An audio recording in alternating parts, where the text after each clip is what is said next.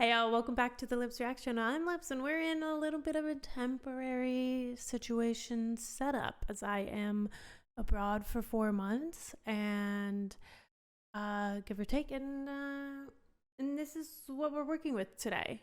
But I am really excited to be here reacting to something that has been requested a good handful of times, and now that I've seen Game of Thrones in its entirety, we're gonna react to R plus L equals J.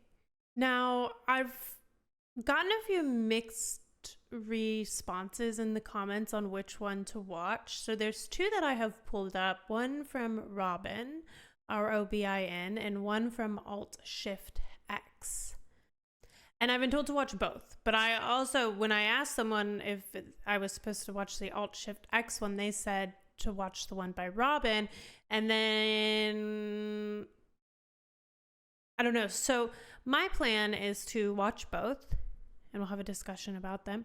But I think perhaps it's possible that the one by Robin will suffice us, but we're going to see kind of what happens and go from there. So take a seat. Let's dive into some Game of Thrones lore. So we're watching this over from Robin's channel here on YouTube. So that link is going to be down below in the description so that we can go give love to the original creator, as you should always do when you're watching reactions like this. So without further ado, my friends, who is Jon's mother? Well, I know now who Jon's mother is, but all show scenes compilation. Okay, let's go. That's my grandfather, Lord Rickard. He was burned alive by the Mad King Aerys. That's Lyanna, my father's sister. King Robert was supposed to marry her, but Rhaegar Targaryen kidnapped her. The last time I was in the capital was many years ago. Another wedding. My sister Elia and Rhaegar Targaryen, the last dragon. My sister loved him, and beautiful, noble Rhaegar Targaryen left her for another woman. That started a war, and the war ended right here. Your Aunt Lyanna, Lord Went of the great tourney at Harrenhal. The last two riders were Barristan Selmy and Rhaegar Targaryen. When Rhaegar won, he rode right past his wife, and he lay a crown of winter roses in Lyanna's lap. And all the smiles died. I've never seen so many people so quiet. Robert started a war to win her back. He killed Rhaegar, but she died anyway. Did you have to bury her in a place like this? She should be on a hill somewhere with the sun and the clouds above her. She was my sister. This is where she belongs. She belonged with me. This scene hits so much different when you start In my to dreams, look I at kill Ned every when you night. rewatch the first seasons, when you know It's done. it's so. Your Grace, Targaryens are gone. You see you it know in what his happened face. to the Did he Targaryen know? children Did that when actor they know when They were butchered they in were the filming snow. this? Is that true? gave you the order? Say her name! You raped her! You murdered her! You killed her children! When I heard they had killed my brother's son, and his poor son, and the children. Aemon Targaryen. Aerys Targaryen has wed some Dothraki horse lord. What of it? I'll kill every Targaryen I get my hands on. You can't get your hands on this one, can you? For 20 years, the Spider oversaw the campaign to find and kill me. I want him dead. Mother and child, both. You'll dishonor yourself forever if you do this. Honor? I've got 7 kingdoms to rule! Then we're no better than the Mad King. Careful, Ned. Careful now. You want to assassinate a girl? I will have no part in it. You'll do as I command, or I'll find me a hand who... Is Ned so invested in this? Like, I feel like when the first time watching, in these moments, I was like, Ned is this honorable man. Ned is this, like, someone I would trust with my life, my children's lives. I don't have children, my cat's lives. I would trust him with anything. And I think, like, when I'm retroactively thinking about Ned, in moments like this, I question is it honor? Or is it selfishness? Selfishness sounds so harsh, though. I don't necessarily mean like true selfishness, but like, is it knowing deep down that Jon is a Targaryen and that if he can't stomach it because he knows that if Robert knew the truth, he would kill Jon. But does that give him this like human side of it where he's too close to it? And if it was anything else, he would stand by it? Because like, I think back to the moment where Ned had to kill Lady. And he asked once if he really had to do it. I think it's like something close enough to the exact words were like, is this really like your order? Or is this just your wife's order, essentially? Like downplaying Cersei. But he did it, right? He killed the dog. And when I think of that moment and then I think of this, he's standing up here more. Granted, it's a human life, but like, I don't know, I'm an animal lover, so that's not really, to me, that's not necessarily, I think animals are great and I wouldn't kill an animal, so I can't really stomach it either way. But yeah, I guess I'm looking at Ned in a little bit of a different life because I always think honorable Ned, Ned the most honorable person. Ned, someone we never really got to see like a bad side of because he died so soon. And now I'm looking at him and I'm thinking, maybe it's not honor. I don't quite know what it is. Let's keep watching. Sorry, that's a tangent. Will. Go as far away as you can. As many men as you can. Because wherever you go, Robert's wrath will follow you. How many tens of thousands had to die because Rhaegar chose your aunt? Yes, he chose her. And then he kidnapped her and raped her. I forgot about that conversation that he had with Cersei. Cersei said no thank you to that entirely, but he was looking out, because Robert would have gone to the full extent of anger, the full extent of his ability to like get back at Cersei. He would have, and to all of her children. Interesting.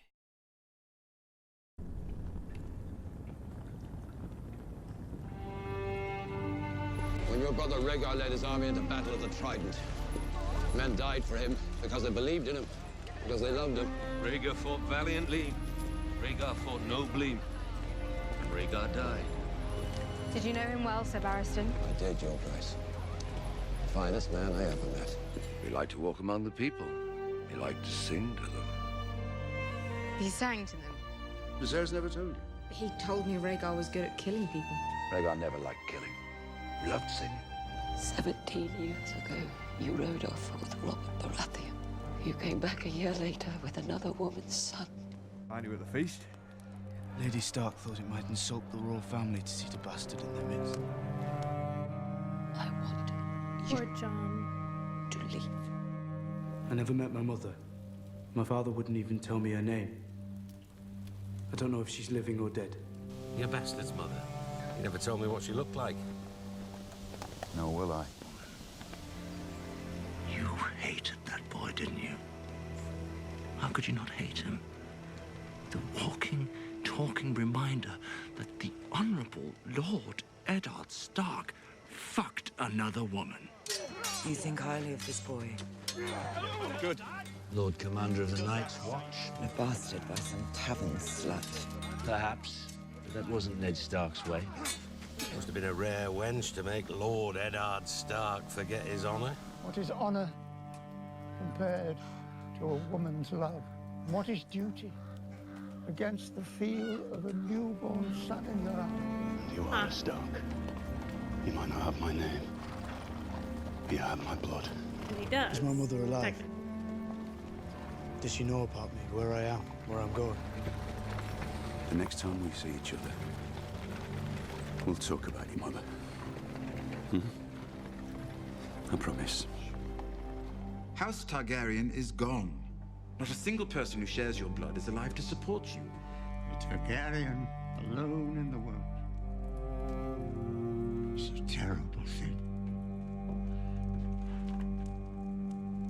Mr. Ooh. Sansa came to court this morning. Wow. To plead for your life. You think my life is some precious thing to me? That I would trade my honor for a few more years of woe? What of your daughter's life, my lord? Well, we all do our duty when there's no cost to it. Honor comes easily to me. Yet, sooner or later, in every man's life, there comes a day when it is not easy. A day when he must choose. I am Eddard Stark. I come before you to confess my treason.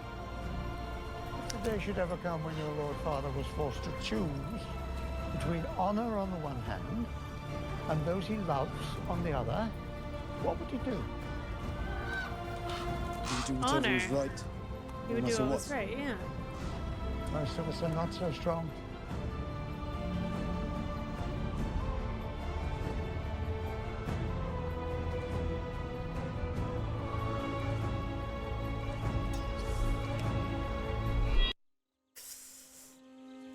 When my Oh, that husband takes me brought that back. baby home from the war, I couldn't bear to look at him.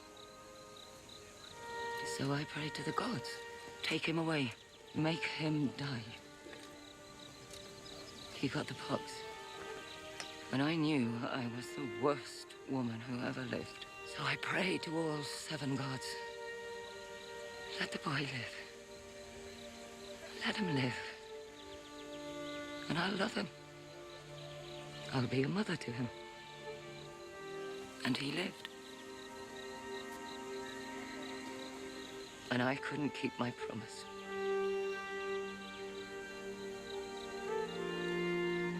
And everything Did they that's really happened have to since put then, that image of Jon right there? all this horror that's come to my family. It's all because I couldn't love a motherless child.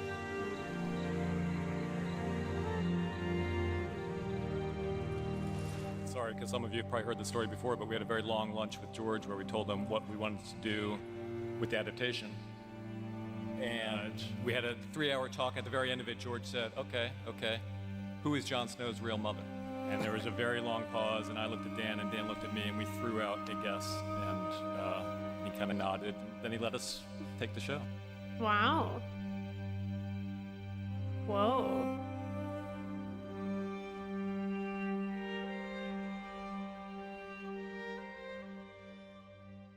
He trusted them with his vision. Did he do it justice? Okay. Okay, we're gonna switch videos here. We're now gonna watch the R+L=J, who are Jon Snow's parents, from Alt Shift X over on YouTube. This video is also down below in the description, and then we're just gonna yap for a little bit. Welcome to the School of Yapology. R+L=J is a fan theory regarding George R.R. Martin's Song of Ice and Fire, the basis of HBO's Game of Thrones. It's one of the best supported and most widely believed fan theories. The idea is that Jon Snow is not the bastard son of Eddard Stark and an unknown woman, as Jon and most of Westeros believes, but is actually the son of Ned's sister, Lyanna Stark, and Rhaegar Targaryen. So, for a bit of context, Prince Rhaegar Targaryen was the son of the Mad King, Aerys Targaryen, who was overthrown in Robert Baratheon's rebellion, the war that made Robert king. Lyanna is kind of the Helen of Troy of Westeros, because Robert's rebellion started when Lyanna, who at the time was betrothed to Robert, was abducted by, or more likely ran away with, Prince Rhaegar, who was already married to Elia Martell. Rhaegar spent the start of the war in the Tower of Joy in Dorne with Lyanna, before going off to battle and to his doom in the form of Robert's hammer. So after the war was over, Ned and 6 others headed to the tower to find Lyanna, where they were confronted by 3 of the dead king's guard. When the fight was over, the two survivors, Ned and his friend Howland Reed, went up the tower to find Lyanna Stark in a bed of blood. There, Lyanna got Ned to make her a promise before she died. So, R plus L equals J suggests that Lyanna's bed of blood is one of childbirth. The baby is Rhaegar and Lyanna's, and that Ned's promise to Lyanna is to pretend that the child is his, in order to protect the child from Robert, who would see the son of the Targaryen prince as a threat and likely have him killed, just as he had Rhaegar's wife and other children killed. In any case, Ned then comes back from the war with a baby, Jon, who until his death he raises as his own son in Winterfell.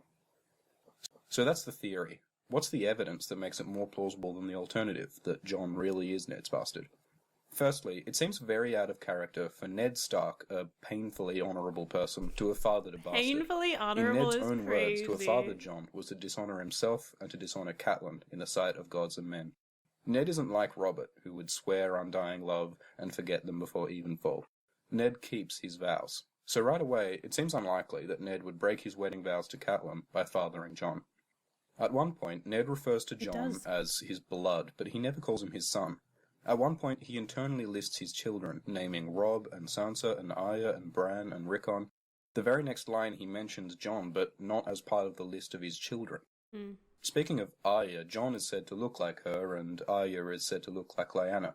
Anyway, so, during a conversation with Robert about the rebellion, Ned thinks that he has lived his lies for 14 years. What lies are Ned referring to? Here's a hint. Jon is, at the start of the first book, 14 years old.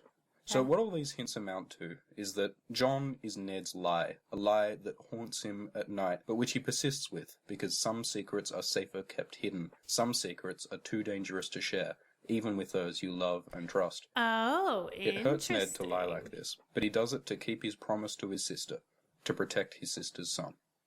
One more thing about Ned. On multiple occasions, Ned opposes the killing of Targaryen children. When Robert orders the assassination of Daenerys and her unborn child, Ned refuses, hurting his friendship with Robert and endangering his honour and life by disobeying the king. The other example is his opposition to the killing of Rhaegar's wife and children at the sack of King's Landing. This refusal... Oh, that specifically makes me think of when Maester Aemon's talking to Jon about honor, love, what would... Is it Maester Aemon who's talking about it? What would Ned do if he's faced with a decision between honor and love? Maybe they weren't even talking about Ned.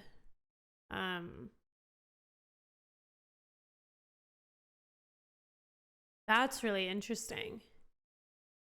Because he did kind of throw his honor away. Because, like, to be the hand of the king is a big deal. And Ned and Robert had this friendship that, for all intents and purposes, this huge lie aside, you would think that they were the best buddies and that they would always be each other's number ones. But Ned's decision not to tell Robert, Ned's decision to keep this secret is huge. It says this, well, obviously, it's for his sister, right? And it's this innocent child. And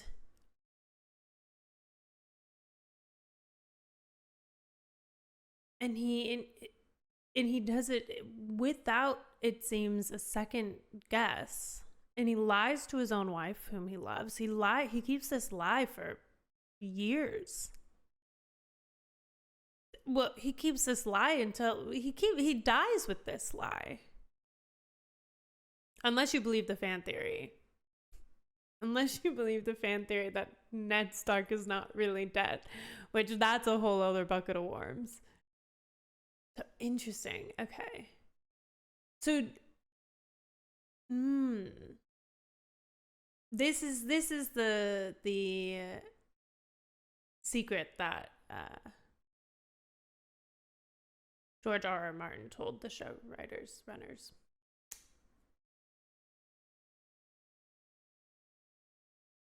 Because it's not in the book. Because this is very interesting. He's lived his lies for 14 years, yet they still haunted him at night.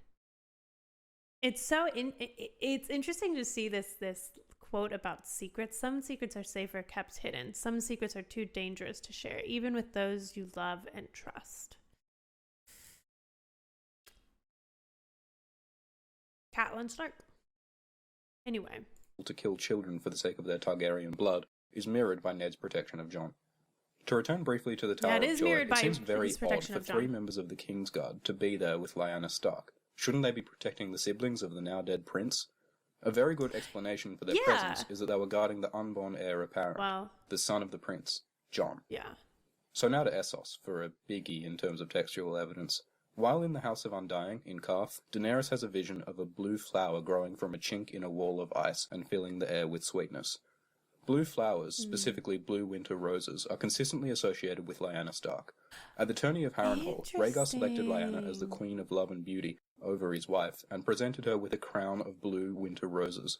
A storm of blue rose petals feature in Ned's dream about Lyanna, and the statue of Lyanna in Winterfell Crypt has a garland of blue winter roses. What this strongly suggests is that something to do with Lyanna is at a wall of ice. That something is very probably Jon on the wall.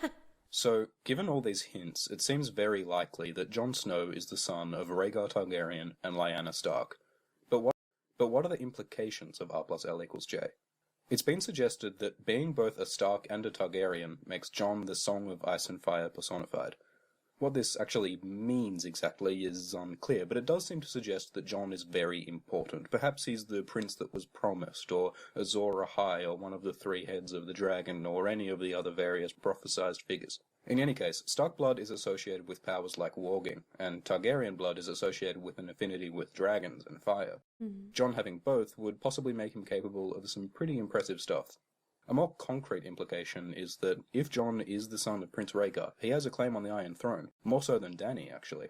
That's assuming, though, that Rhaegar and Lyanna were secretly wedded, which could have happened despite Rhaegar's existing marriage to Alia. Polygamy is a bit of a thing with Targaryens, but if they weren't married, Jon would still be considered a bastard and an illegitimate contender for the throne, though he could possibly be legitimized. Jon's vows with the Night's Watch are another complication. He's sworn an oath to hold no lands, to wear no crown, so surely he can't be king. And even if he could overcome that barrier, would anyone believe his claim to the throne? How could he prove his parentage? And besides, it seems doubtful that Jon would even want the throne.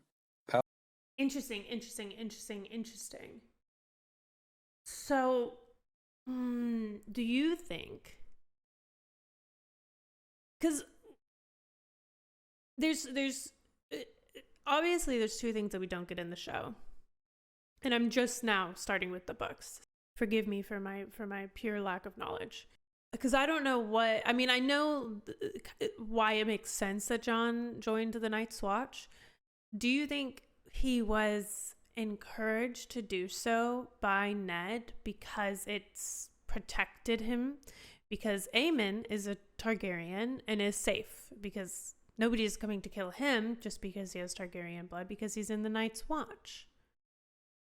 So is this kind of like did this let Ned sleep at night, kind of? Because it makes sense that a bastard would join the Night's Watch. It makes sense that a bastard of Jon's stature would join the Night's Watch. I never really questioned it, but I do wonder if it's just kind of this, like, it's almost this safety net that protects him. But I will say, I think if Robert would have ever found out the truth, it would not. I don't think in a million years he would have let Jon live, even if the time he found out Jon was in this position in the Night's Watch. Because Jon is the ultimate betrayal of who I thought, okay, so here, I want to defend myself a little bit, because people are so mad at me that I didn't understand that I didn't pick up on the hints that Jon was a Targaryen. And I think in a show like this, there's 2 reasons. And I think the first is when you claim somebody has been raped and assaulted and kidnapped, and in this world all of those things are very likely, there was nothing in my heart or soul that was going to open up to the fact that it wasn't malicious. Even if I would have picked up on the fact that perhaps Jon was the child of Lyanna, I wouldn't have necessarily thought consensual. I think when you throw around the word rape, to me, and this is just how my body perceives that. I tense up, I kind of shut down. There's no opening up for happiness in a scenario where people are saying someone has been assaulted like that. So I think that was just a huge wall. Because I'm sure I'll notice them as I'm continuing to watch the show again and continuing to have more conversations and continuing to dive deeper into the show. However, with that said, that is one of the huge reasons why it didn't. And like, if we've had like polite conversations in the comments, great. But there are definitely some people who have just like, they act like you're the dumbest person alive because you didn't pick up on that one thing in the show that to them, they're saying they picked up on. It's not even going to be the dumbest thing that I do today. Okay. Anyway. So that is one reason. It's that story of rape. And then I think I was believing this story of love between Robert and Lyanna.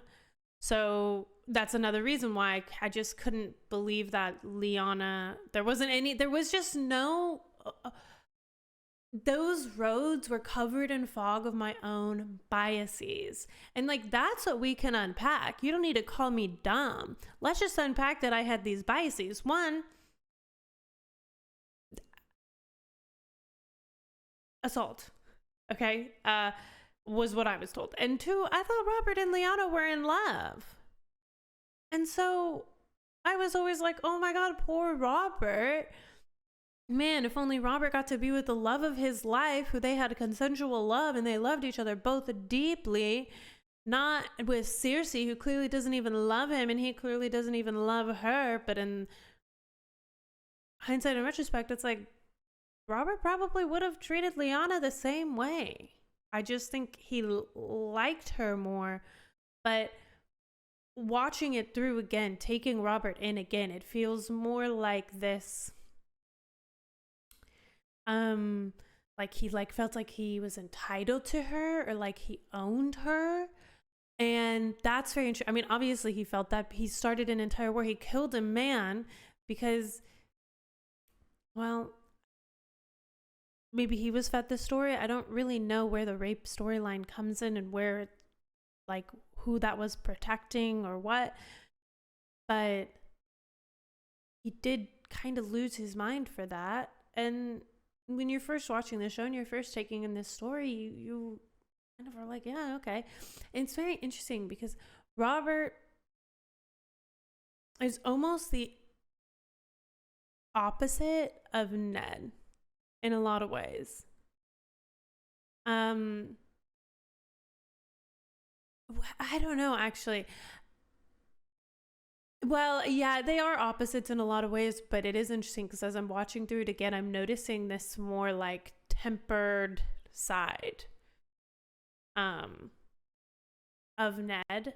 And it's very interesting. He did have this fire in him. He did have this passion. He did have this like righteousness, not in an annoying way, but in like an understandable and likable way, and this honor. And Robert didn't really, but like, the first time watching, I thought he did. So I was bummed when he died, and then everything happens as it does. And he dies quite early. But his death is, on the first time watching, it's like, it's really, I mean, obviously it starts the domino effect of everything, but it's one of the less impactful deaths of the entire series. Not that it wasn't impactful, at least like in your feelings, but he is kind of a jerk. He is kind of not a great person to the people around him. But we don't really get this, like, I didn't really attach to him on my first time watching, and I don't think now, knowing the entire story, that I ever really will necessarily like find myself wanting to attach to him. But George R.R. Martin writes characters in a way that, like, even the worst of them, you can find this redeeming quality. You can find something redeeming in them. And Robert definitely has his redeeming qualities. He definitely, I don't know enough about his rule. I don't really know enough about like what he wanted to do with the riches and the lands and whatnot. But everything seemed okay. Aside from the fact that the crown was severely in debt. But the Lannisters loved that. The Lannisters didn't care if Robert kept going into debt, because then it just they just got to hold this power over him, right? So I'm on a tangent now. Let's get back. We're almost done with this video anyway. But I did have this up one. I wanted to defend myself, and then two, I have this question about Jon going into the Night's Watch. Powers and thrones aside, finding out his true parentage would be very significant for Jon personally. He's always struggled with rejection from Cat, alienation from being a bastard, and the difficulty of not knowing his mother. Finding out his true parentage would undoubtedly be a big deal for him, if not for all of Westeros. So that's R plus L equals J, the main evidence and some of the possible implications. Let me know in the comments what you think of the theory, and whether you'd like to see more videos on A Song of Ice and Fire fan theories, some of which are pretty crazy and awesome. If you're interested in A Song of Ice and Fire fan theories and discussion, you might like to check out Westeros.org, the wiki, and the subreddit. That's all from me. Thanks for watching. Okay. Interesting. I wonder, oh man, I wonder when is the best time for someone to watch that video. Oh man. I mean, obviously that fan theory is correct. Jon is the son of Lyanna and Rhaegar. And it does have quite some consequences for the world around us. Oh my gosh. Check back for my reactions to the finale season of Game of Thrones. All full-length reactions to all of the Game of Thrones episodes are over on Patreon already. And it's one of my very favorite shows. So I thank you for welcoming me into the fandom. Thank you for being so warm, welcoming, and inviting, and allowing me to join you on this journey. It's been a blast, and I can't wait to continue more, because I'm in. I've got the books. Well, I don't have a lot of time in my life, but I'm making time. And I want to dive more into some fan theories, some character deep dives, etc. So let me know what kinds of things you want to see of that sort. I suppose that it would be an appropriate time to announce a project I'm working on, affectionately called The Game of Lore. And it will just be episodes where I will be working with other creators, bringing them in and having a conversation. I'm going to start by kind of deep diving into characters.